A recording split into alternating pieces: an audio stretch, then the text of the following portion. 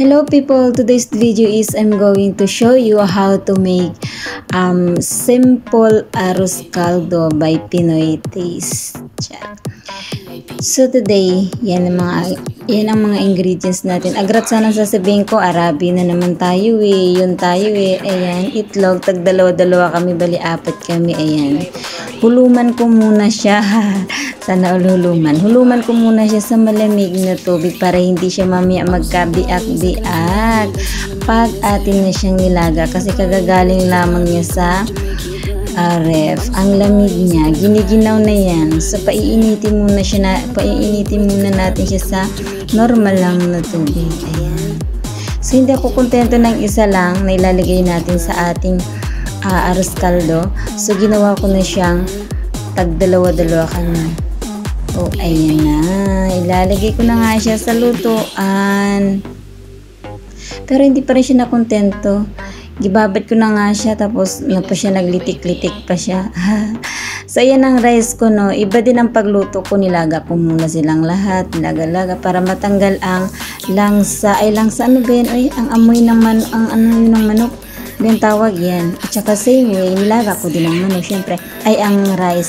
Pero siyempre, ang sabaw ng rice ay ginamit ko din pang sabaw niya. So, ayan na ang ating 8 pieces eggs. So, ayan na, kumukulo-kulo na rin ang ating rice. So, ayan na, dahil sa nalaga na siya, ayan, i-slice na natin siya ng pa-square. Ayan, ayusin ko pang aking camera. Charot, natutumba kasi Ayan, tagal naman yan. Huwag naman yan. Huwag naman ganyan. Ayan, ang tagal-tagal, no? Ayusin pang cam. So, ayan na nga. Mag-i-slice na tayo. Ayan, hindi siya masyadong na sa loob. Ayan.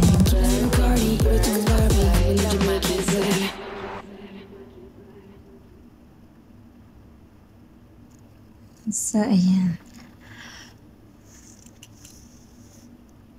Hindi siya masyadong nalaga sa loob. Pero okay na yan. At least, matatanggal yung, ano nga tawag yan? Yung langsa, isda man kung langsa, no? Langsa ang tawag kong isda.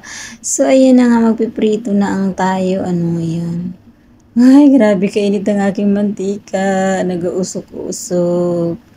Ayan, sinabay ko na ang lahat para matapos na sila. Simple luto lang naman yan. Simple lang ang pagkaluto. Kami lang din naman kakain No, walang mag-judge. No, kami lang din naman kakain. Pero in fairness, ang sarap ha. Masarap siya, yummy. Pa-simple lang yan.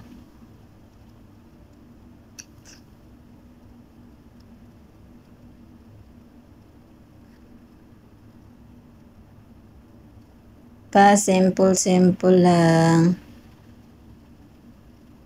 Parang naiirita ako hindi ko siya pa i-ising kasi 7 minutes lang siya hindi ko na siya pa hahaba. Ano yung tawag? Hindi ko na siya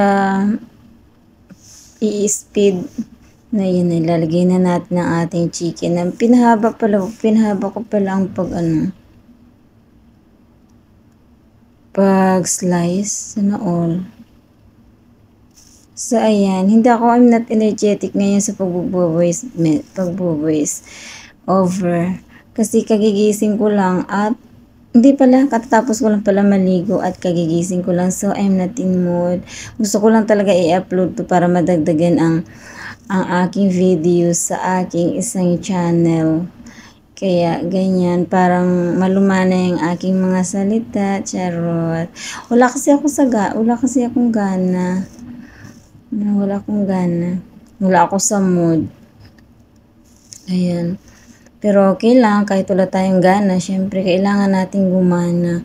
Kung sa makina pa, ayan, lagyan lang natin siya ng black pepper, kung sa Arabi pa. Walang mga Tapos Maggi yan sa Arabi, Maggi powder, ayan. So, yun lang, very simple lang. Pero syempre, lasang Pinoy pa rin. Kahit na nasa Kuwait tayo, lasang Pinoy pa rin. Pero iba pa rin yung manok na native ang gagamitin. So, ayan na nga ang ating rice. No, ipapasilip ko din sa inyo ang ating rice. So, ayan na. Hindi ko na pinakita sa inyo kung paano ko siya hinalo. Basta yun na yun. Imagine niyo na lang. Alam ko naman mayaman kasi imagination eh. So, ayan na nga. Lalagyan na nga natin siya ng tubig para kumulo-kulo pa siya. Ayan. So, ang ating eggs ay tapos na. Ayan, nagkabiak-biak pa. Ayan. So, tatanggalan ko yan siya ng damit. Damit or balat. Ayun, yun na yun. Tatanggalin ko siya ng balat or damit. At saka ilalagay na sa ating arroz caldo, ating rice. So, ayan na. Natapos na. Yeah, diba? May extracurricular power ako. Kasi hindi niyo namamalayan ang pagtanggal ko ng kanyang damit or balat. Ayan. So, lagyan lang natin siya ng Maggi powder. Ayan. May ano yan siya, may balalit. Baga may yung tawag ewan ko ano tawag sa atin. Sa Pilipino. Basta Maggi, yan na yan. Dito lang yan matatagpuan sa ano. Ay, meron din siguro dyan parang magic sarap ba, ganun. Parang ganun siya. Masarap siya, mga kaludi-ludian. Masarap siya, yan. Yummy siya. Sa itlog lang naman ako nayayamihan. At saka sa, sa luya. Sa luya lang siya mayami yan. Kailangan ko na siyang, lalagyan natin ng asin para naman may lasa ang ating buhay. So, ayan, kailangan ko din siyang lagyan ng asin para malasa ang ating buhay. Kayo ba may asin ba ang buhay ninyo? Ako walang asin sa buhay ko. Maalat ako, maalat.